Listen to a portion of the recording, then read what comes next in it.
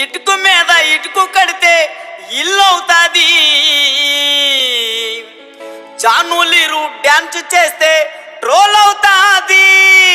ఆ ట్రోల్స్ పైన ఏడుస్తూ కూర్చుంటాది. ఆ ఊపురా బెర్రీలు చూస్తే జాలేగుంటది.